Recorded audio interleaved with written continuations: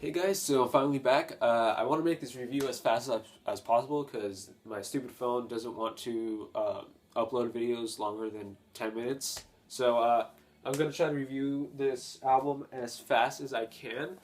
Today, I'm back with another video. I'm going to be reviewing American Beauty, American Psycho by Fall Out Boy. This is their sixth album. It just came out in January. I've been saying that I've been going to review this album for quite a while now, but today I'm here, back, going to be reviewing it. So yeah, let's get to it. So I want to say that this album is not my favorite one. I think it's their worst in my opinion.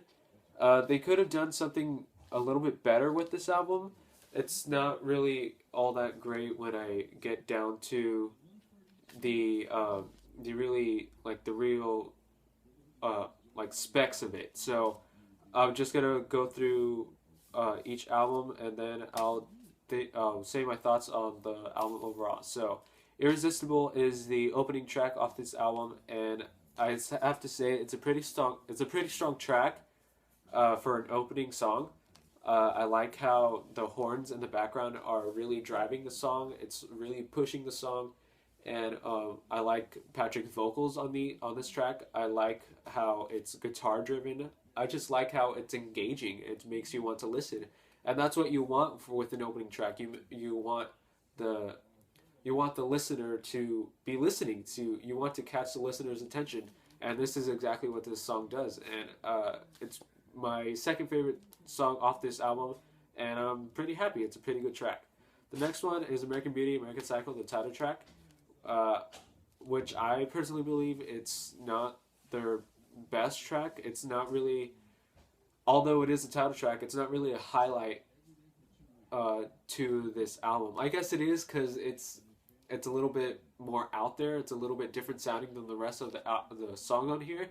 But there's just a whole lot going on that you don't. It's kind of distracting. You don't really know what to listen to or when to listen to, when to listen, and it's just a bit distracting. I'm not loving Patrick's vocals on here, although I do kind of like the drums and the guitar, and it's just a okay track. Next song is Centuries, and when it first came out in I think September, I wasn't too fond of it, but it started growing on me over a while.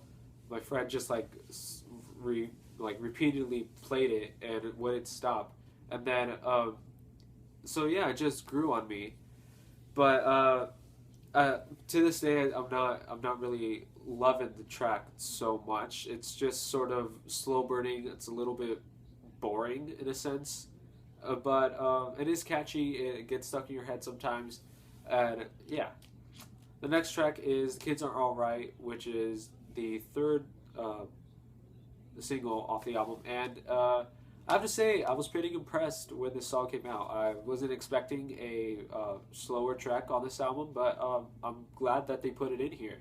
It's one of the stronger tracks on this album, although it is a slow track, and I like how it sounds. I like how it flows. I like how it slowly burns, and I just like the track. It's a regular pop song structure, and but that although they are a rock band, the pop song structure fits well for this song, and I like how they put the song together. The next song is Uma Thurman, and although it's getting a lot of attention on pop charts right now, I don't really think that it's they're one of their best songs. Usually, if someone were to like right now in the pop culture aspects of things, if someone were to think Fall Out Boy, they'll think, "Ooh, Uma Thurman," but that's not what I'm thinking. I'm thinking I Don't Care. I'm thinking Coffees for Closers. I'm thinking my songs Know What You Did in the Dark. I'm thinking Sugar We're Going Down. I'm thinking those type of tracks. And Uma Thurman, I don't see Uma Thurman being one of those type of tracks. Although it is getting a lot of attention and radio play, as from what I'm hearing. I don't listen to pop radio, but whatever. Jetpack Blues is the next song on this album. Going in track 6, which is my Jetpack Blues, which is my favorite song off this album. I'm loving this song. I love Patrick's vocals on this one. I love the chorus. I love the verse, and I just love this track. I love how he goes to greater lengths, Patrick, with his vocals. I love how it's guitar driven. I love how Andy is going a little bit freer on the drums, and you could just really like feel the emphasis that they put into this song, and that's what I love about this song. Although I do think they could have done something a little bit better with the intro of the song, but this is my favorite song off the album. So yeah, that says something. The next song is Novocaine, which is my least favorite song off this album, or second least favorite. And I feel like I could have gone through listening through this album without listening to Novocaine. I feel like Novocaine is just a filler, a spacer to put in between Jetpack Blues and 4th of July. And it's just a boring track. There's not really much to say about it except that it's just bland. It's boring. There's no really shift in feel that you get throughout the song, and it's just boring. The next song is 4th of July, and I'm gonna pair 4th of July with Favorite Record because I get the same type of feeling with these two songs. They sound kind of similar. I kind of get the same feeling from them, and they're not bad tracks, but they're not awesome, amazing tracks either. But I do feel like these are important tracks to the album because one, they hold the same type of feeling, and two, they're going into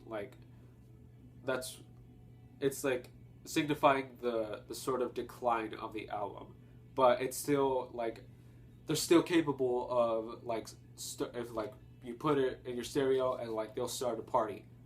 That's what I like from these two tracks, but they're not really my favorites. I'm not really enthusiastic about them, but they are one of the better tracks on this album.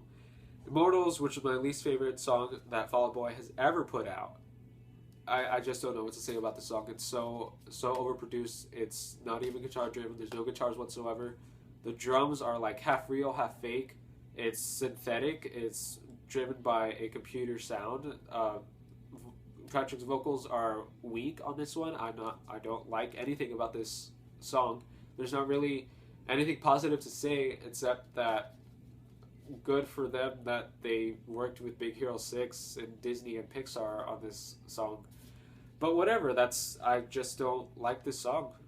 The next one and the last one is Twin Skeletons Hotel in NYC, and I was kind of disappointed after this track ended, which signified the end of this album. But I was happy that another album. But I was kind of disappointed that they had to end it on that note. I was expecting another track, like a few more tracks after Twin Skeletons, because I didn't really know the track listing at that time.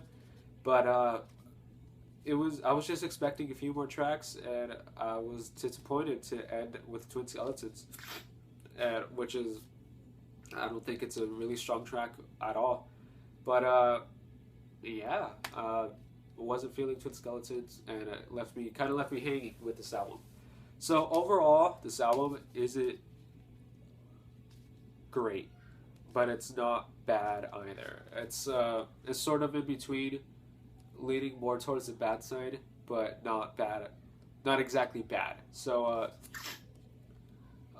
it's an okay album. It's probably my least favorite, tied with Infinity on High. Maybe even lower, but whenever it just wasn't, like my nose is stuffed, I can't speak right, but whenever I wasn't feeling this track, I wasn't feeling this album, sorry, and I feel like they could have done something better, and hopefully in a few years we'll get something better. So yeah, that's my review of this album, 3.3 out of 5, and yeah. Hope you guys enjoyed this review. What are your thoughts on this album? What are your thoughts on this review? Did it change your perspective on this album? Did I get you talking about it? Did you yell at the screen because of my review? So yeah, that's it for today, guys. I'll see you all again very soon.